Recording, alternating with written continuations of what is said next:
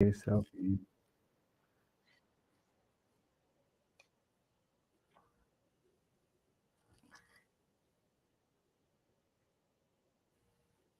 Okay, we are live. Welcome everyone to Welcome. Abroad. I'm- I'm Dee. Our channel is all about our move abroad as mid-career professionals. We're using a variety of methods in preparation for our journey, like research, travel, and scouting trips, and reaching out community and learning from people like you. We are so excited, A, because it's Black History Month, and B, because This week is Valentine. that's right, not just for me, it's for all of us.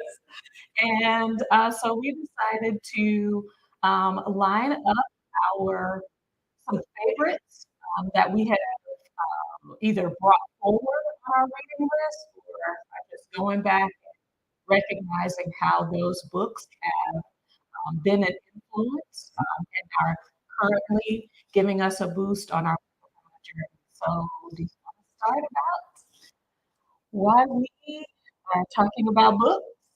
Well, absolutely, absolutely. We are readers. We have individually been readers since we were little Uh, bitty people. Since little Barbara, people. I've been independently reading to some degree or the other since I was about 2 years old. My mother was a teacher, so teaching she taught me reading early, and I have loved books always. I think I read anything that had words on it when I was younger, even if it made no sense to me or I wasn't supposed to read it. Yeah, my proudest moment was being able to get my library card. Um, if you could write your name legibly, you could get a library card. And I remember my first library card was paper and it was brown. Mhm. So when I say I love books, I remember just like reading through shelves of books. Right, It almost didn't matter what was on the shelf. I read through the right. children's section, I read through other sections. So reading for was a big part of straight through high school. It was kind of difficult for me to read for purpose, like for school. You're kind of a little less motivated, but those reading skills were so important straight through graduate school. And my doctoral work was the power to be able to read information and to translate it into information Mhm, that I could understand. But reading was transformative because I could be any place mhm. and understand perspectives of people that were nothing like me or that lived during my day, my modern time. So it just reading has been a powerful part of my life. Also gave perspective to parts of my cultural history that sometimes I wasn't aware of Mhm. or didn't know to pay better attention to. Um, Learned a lot in history classes because I would move forward in the reading of some of the chapters, not because I wanted to do the lesson, but because the information was powerful, was Mhm. insightful, and we're still learners till today. Absolutely. So this is one of those, and this is how I met your mother moments. We were, it was my first year, your first year together at the university we attended, and we worked in adjacent departments. And I was reading uh, Bill Cosby's Father, and she came through and said, "Oh, was it Parenthood?" It was one of them Yeah, it was because one. mommy gave you both of them. Right, and I came in and she was like, "What are you reading now?" I think I was at the end of it, and I said, "Well, hold on," and I handed her the book. Y'all, And if I knew that books were going to help me to fall in love, and find a friend first, and then fall in love, I'm telling you, books lead you to good people. I'm so glad that we read that book and many more together, dating and married. So we, over the years, we have shared books together, reading them together. We have read books independently and shared information about those books. I'm still learning to love to read books. This man is just all in it. But I'm learning so much from historical perspective Right, that many of the writers of today and in the past have shared about how cooking methods and oh, absolutely. where traditional, especially around the diaspora, where they come Eye on the Hog, Jessica B. Harris. from. Yes. Yeah, yeah, that's the start. Come back and reviewed into more of these. So what we decided to do today was to highlight a few books that we uh, have read or are currently reading and reviewing, and just kind of share them with you. Absolutely. So one of the books, I love CBS this morning.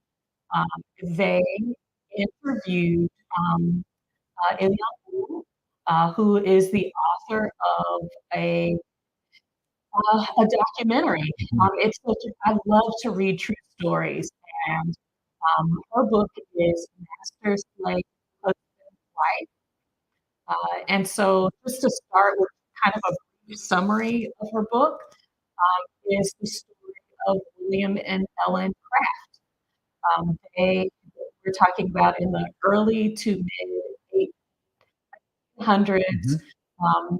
They were an enslaved couple who decided because of a variety of situations and circumstances that now was the time to go from considering freedom to taking the literal risk of their by leaving Macon, Georgia, and traveling ultimately to Boston and the North. Um, to read how she researched and told the story of a very small woman who was fathered by her mother was fathered by her uh, enslaver, looked um, white. She was white presenting, and it caused her a lot of distress growing up in a household where she identical to his other children. Mhm. Um, Ultimately, she leveraged that circumstance, her birth circumstances, to appear as a master um, in disguise. So, not to give too much of the book away, but she dressed as a male, which was against the culture Mhm. during that time. And her husband, very tall and distinguished, um, presented as her slave. And so they played those roles for almost 3 days to go by train and boat Mhm. and carriage to the north. And along the way, the author was able to share the trauma, the mental distress of and the weight and the stress of navigating to prove that in spite of not being able to read and write, they were able to um, make the transfers and the transit. So, you know, a lot of times in the US, we focus on, freedom and getting to the Mhm. north was the end, but that was like the first one third of the book. Right, right. It was very powerful to read. Some of the tie-ins for me was the people who were contemporaries, both black and white, during the time of that struggle. Uh, Frederick Douglass, Daniel Webster, um, William Brown. William Brown, Edgar Allan Poe, Charles Dickens, all dealing with different phases of their lives during the process of this young couple fighting for their freedom. And I love that one of their motivating factors, because they go into that into some detail, because they wrote letters, um, and they documented their stories in a book called 1,000 Miles to Freedom. And so they talked about wanting to delay raising a family mhm, because of the risk of having that family torn apart, which they both had seen. And once they were able to leave the country, which was a whole other one third of the book, they were able to move to England and, and begin their family. But the trials and tribulations that I see, some of the strategies or the reasons why we are taking a more deliberate approach, even in our move abroad, seems to mirror, financial, mhm. having skills that are transferable, and concerns about loved ones that you leave behind. All of those were wrapped in that story. But one that probably touched me very deeply was something they said several times in this story was being able to imagine themselves seen and unseen. That that's that's a phrase that I think still resonates sometimes with us today. Um, we have young people. We live in a world where sometimes we're seen, and that can be positive. Oh, the first of, the success of, and at the same time, in the middle of that success, the unseen. Just read about a young lady received an award for her scientific discovery of a new um, periodic table element, Mhm. and she was unseen, forgotten almost to the point in her part in that process, because she was one of an only, as it said, a one and only. She was the only black in the whole system dealing with that particular project for 4 years. But then when it came to the reward, she wasn't seen, she wasn't remembered. We still deal with that. And this couple used that to their advantage. They used the ability to be out in the open and invisible at the same time to to to benefit their freedom. Um, that was profound for me. It spoke of the trust between them. That was probably the piece that stood out the most to me. This this this man who was fighting as a slave to free himself from the woman he loved trusted her to take lead in a space where she was even more danger and he couldn't protect her. And she had to trust that he was close by, and that he would always step in to To steady her. steady her, to be a part of the disguise. Yeah, yeah. Yeah. I mean, I was so proud to read their story, and the CBS um, and the CBS interview was with a great granddaughter. Mhm. Their family continues to be a part of activism, and I when you're able to trace your family's history, Mhm. there is a powerful telling Yes. that we are always moving forward. Right. The Great Migration in the United States, I know A Raisin in the Sun was another book that we considered, because a lot of Southern Blacks after Reconstruction did leave the South after emancipation Mhm. and move north.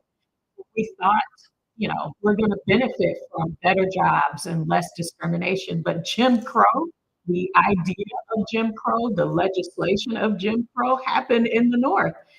And Their story of being in Chicago and making moves to try to improve their life, but still facing and considering dangers, having people in your sphere of influence say, we're concerned about you.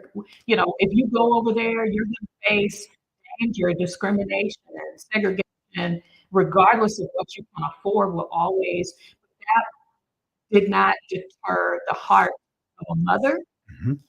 to better the life of her family. So I saw A Raisin in the Sun, which was my dad's first play, as important also to kind of include in our book lineup of move abroad inspiration. Because I didn't see it as a play. I read it as an early teenager as a book, and until later that it was a play. And it was probably the first um, culturally specific that I read as an early teen. I read things, I read poetry by Black authors, but I read a book about a Black experience. Raising in the Sun was the first, and it was always very profound to me because as a young male, I recognized then the fight of a man to be an entrepreneur, his desire to be an entrepreneur, and the battle between the risk of entrepreneurship and the responsibility of taking care of your home. The desire to be independent in the business world and to be unseen in the business world as a Black man. So when I became an entrepreneur through this culinary work, that was a strong Strong concern and concern. thought for me, and I remembered that, and I felt a little bit of strength and moving forward because of the situation that I remember my story. So we want to say thank you to Lorraine Hasbury for A Raise in the Sun. Uh, well, I almost want to call this my freedom Bible. Rest as Resistance, a manifesto by Tricia Hersey, is inspiring the women of Exodus Summit. It was one of the gifts that we got in purchasing our tickets. And the NAP ministry has literally, probably since maybe 2019, 2020, has been on my radar. Continue to turn the information. So what she talks about, what Lorraine Hersey puts forward in the book, are four tenets of rest. Mm, That rest is not a luxury. Rest is a part of reclaiming ourselves. mm, mm, That we don't belong to capitalism. That white supremacy does not usurp our ability to seek rest, to be rejuvenated, and that it should be part of our everyday life. So the second tenet, our bodies are a site of liberation. mm. I'm trying not to go there, but ma'am, you have changed my life from influencing the decision to take a sabbatical, a leave of absence, and really see what space and rest and dreaming can do to energize my life, but also have literal physical um, health benefits for diabetes and blood pressure and cardiovascular health in general and mental health. When you come out of that worker mindset, that hashtag Black excellence mindset, that productivity mindset, you are able to see what life can be and where you want to go. And that creative energy was reborn. And so she talked about, her sister crochet sewing and things that I did as a child for pleasure, I took those things and began incorporating those things into my daily life. And I can tell because of the tenet she puts forward in this book when I'm walking away from those things because I'm moving back into what has always been the drive. I am my most productive when my days are full. I am, you know, on social media when I'm working 3 different jobs. I've got a business, I've got my career, I'm taking classes, I'm doing all the things, but rest is a dynamic process. And the sooner I can grasp that, Mm-hmm. or the delay in grasping it as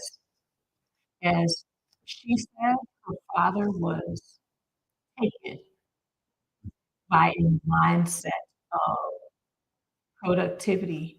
And if we're going to change individual lives, family lives, and community, we have to embrace rest. So I have more to say about rest as resistance, but I'm telling y'all, if it's a book you're gonna get, this is the one for 2023, to start a journey and to begin to see your life different. I know this was my book. I guess I might share it with you. Well, just in those points, important just in our personal history, some health issues that have come up over the years, in recent years, have helped us to realize one, we're not as young as we used to. Mhm. I hated napping as a child. I'm not an easy fall asleep. And after a health crisis, one thing I wanted to do most because rest was what I was missing. Um, because I was at work trying to make it work correctly, working hard. And so that concept of working to make sure everything was in place was important. Um, so hold on one second. So yeah, that's most important to. I'm sorry, what's going on? No,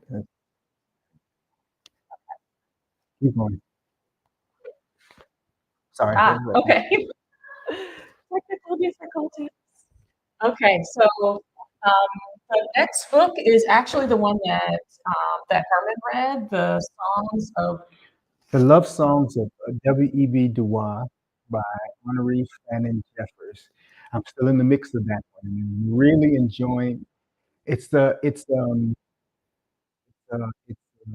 connective, transcending story of family from before the Civil War to present times, and their fight for independence and freedom, and outlaying the story to bringing us to the current times of a young woman, uh, Ailey, who is trying to um, working through the history of her family as well as her present condition living in a fictional city in Georgia.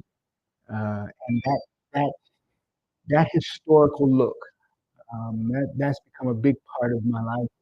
Is tracing some of my history. History is diverse, and there are pieces that are missing. And recognizing sometimes that you got to go search for those pieces of history and family to better understand where you come from, understand the pictures of where you're going. When our children were younger, one of the things we talked about was how much their features look like both sides of the family. Mhm. Our daughter looks like a cousin on each side. If you stood those cousins on either side of her, you would think the three of them were sisters. Sisters. Their personalities that we recognize from my son, our youngest son's personality resembles my great grandfather.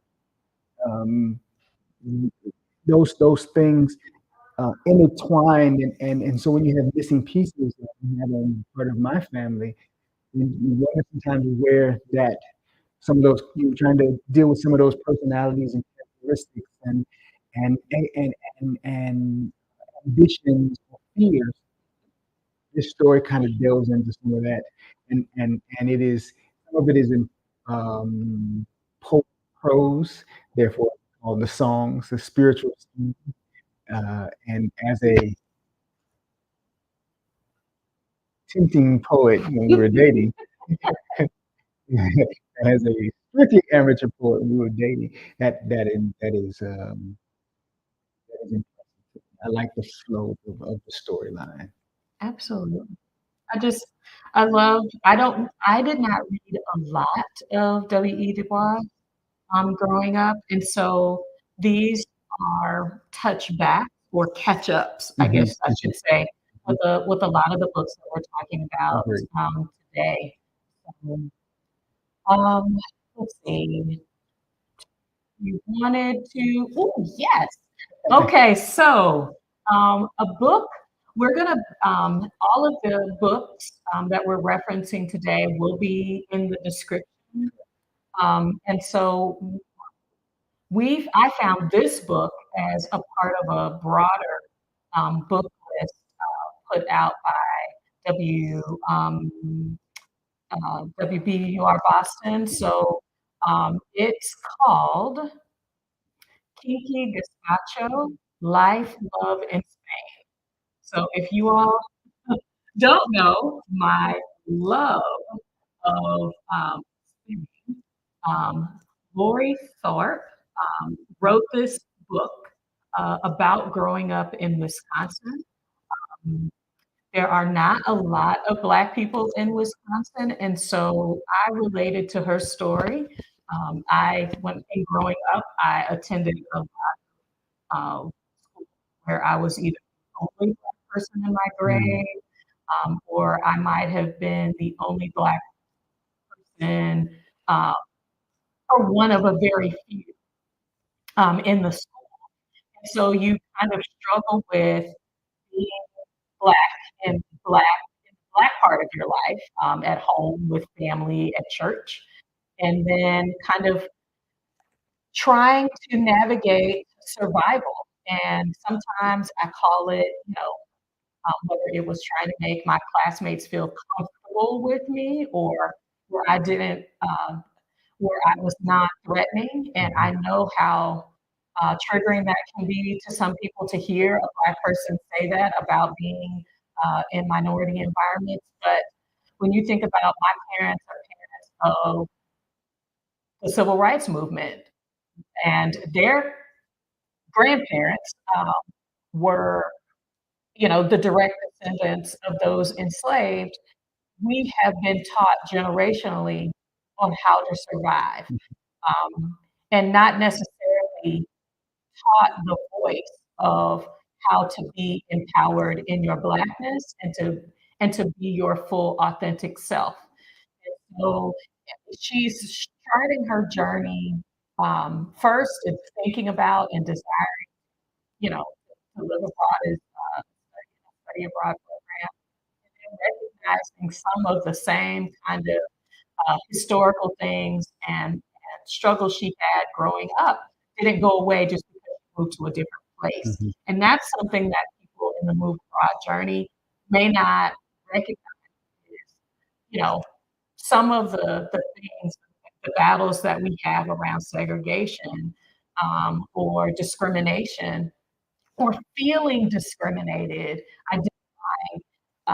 those feelings within us don't necessarily go away because we move to a different place. mhm, It can trigger within us responses, but we need to be aware that those triggers are from a history, but are and we need to be careful of how they come to bear in our new environment.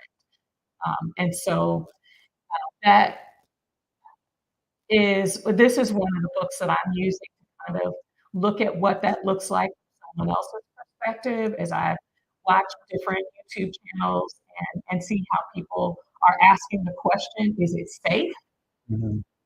for me to be in a place? Do you feel discriminated against in a place? Are things that are current? Mhm, But when we look back, and this is another book that I wanted, we wanted to bring forward is the Negro Green Book for African American travelers. It seems like we've been asking those safety questions, discrimination questions for a long time. It Correct. doesn't matter if you were here in the United States, where we have a long, complicated history from the beginning of Mhm. our country till, with the burgeoning middle class after during desegregation, we're still asking those questions of safety. So literally, Victor Hugo Green created this book that was literally people sharing, just like we do on Reddit and Facebook and other places that you could go to safely eat, where you could lodge, where you can go to the bathroom. If you don't know about this history in the United States, being able to get a Mhm. copy of this book to just see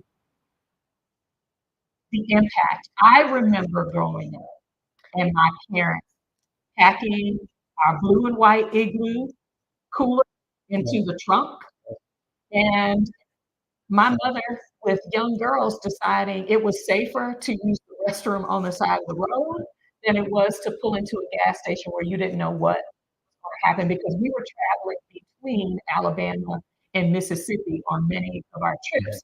My dad and his family are from from central Mississippi. So, just reading this book and being reminded that safety is a huge core part Mhm. of what it means to be Black and to be abroad or to move to a place where you're not, kind of in a community of people who know and who know you.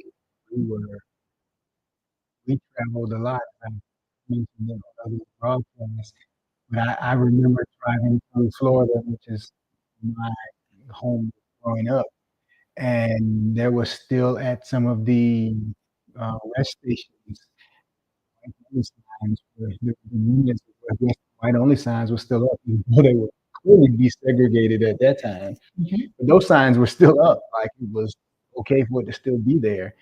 Uh, yeah, the fact that they had to hide this book, uh, almost as an extension of the Underground Railroad process, even though they were in clear sight, having to be able to move and travel, freely, so to speak, but they still had to be mindful of where they went and the times they went in sundown towns.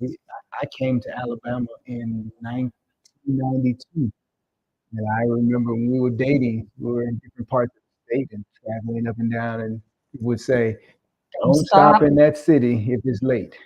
Try to be past that city before dark." We're out of that city. Yeah. And that is, we're talking within the last 50 years.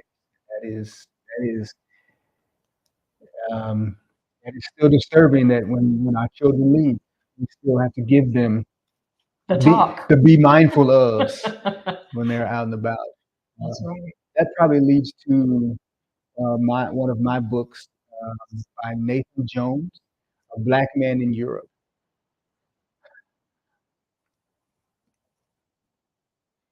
In our recent years of evaluating traveling,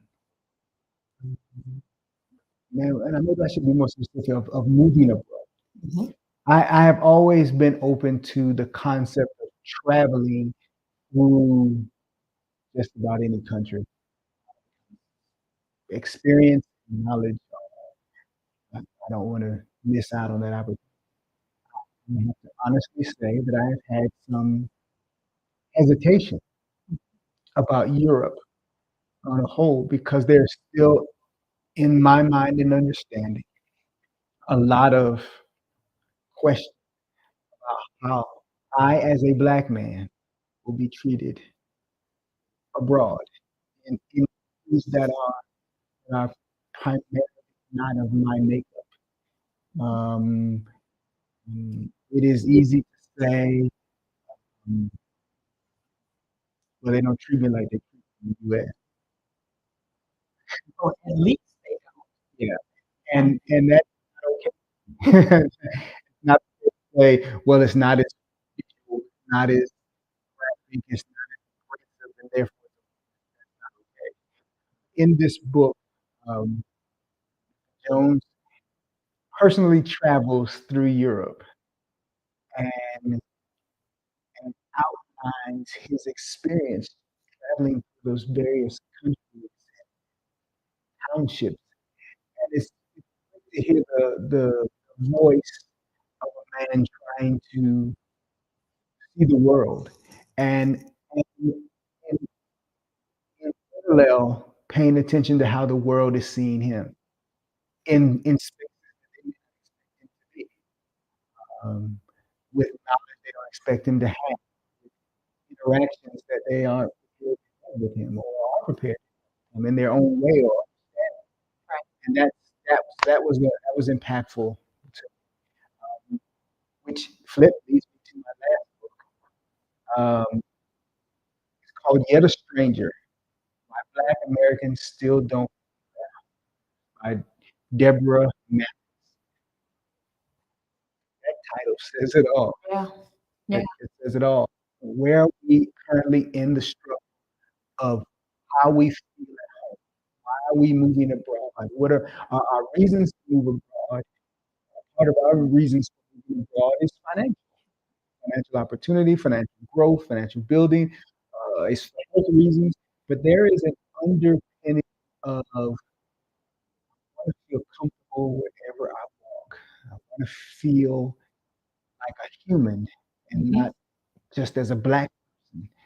I want to be a person in the space, and I want to be recognized for my humanity.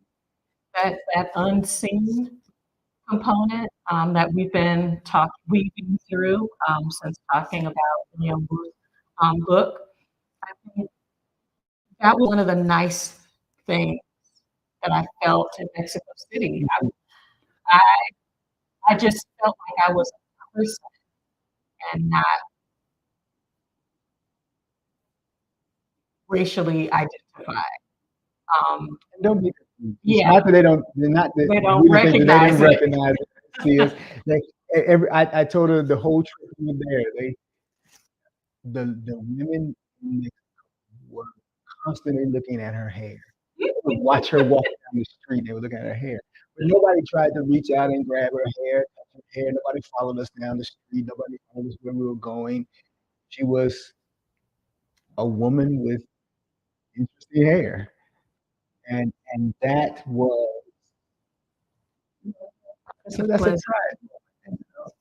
And so that's still a piece that we are in, and I think it's necessary that we are still in review, research, observation, understanding of our young adult children will be here even when we move abroad, and being in touch with the lives of people, because our country, this country is still exploring its history, still in the middle of its history as a presentness, and it is irresponsible to act as if past. you know, That was just something that happened in the past that has no bearing. we used to have on biases and Mhm. prejudices and discriminations from all groups of people. Let's be clear, from all groups of people that stir and restir and blend up.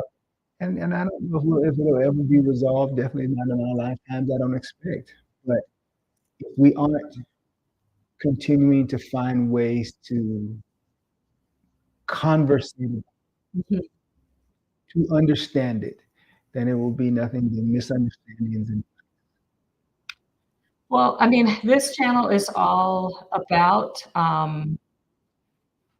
addressing, our excitements and our successes, as Mhm, well as things that we're investigating within us, identifying, you know, challenges that we may not expect, and learning from those who have made the journey, mhm. and during their look back, be able to address, identify within us what needs to transform, what may be available to transform because of the benefit of moving abroad. So I'm so excited that you all have joined us today, that we invite you to subscribe to our channel, Absolutely. to like this video, and to set the notifications. Every Saturday we go live with a new topic, and next week, whoop, whoop, whoop, I'm whoop, so whoop, excited. whoop, I'll be unfortunately sitting here alone, but I will be with honor interviewing a panel of Black men who have moved or are desiring to move abroad, and the experiences that they are having, or the expectations. This is going to be big. So we hope that you join us. It's going to be Yeah, a so big deal. we'll have Lamar from Lamar and Angela. We'll have Rick from Our Black Utopia, yep, Rondell Yarbrough, um, Cartes, Cartes from Move Abroad and Thrive, Amos from G3. AG3, and a guest, gentleman, Mr. Reginald, that I met through one of our Facebook groups that will come on as a Fellow. future expat. Yeah, We are going to have a blast. yeah. So Please join us. Like our videos. Go back and check out the other videos. Share them with others. Please make comments because we want to grow in our experience. The whole point of this for us is to continue to learn from those of you who are in the middle of the process, those of you who are living somewhere else that you're enjoying it, we're or contemplating. people who are contemplating the things that we might look for. We always enjoy spending time with you. We thank you for spending time with us. I'm Herman, I'm D. and we'll see you soon.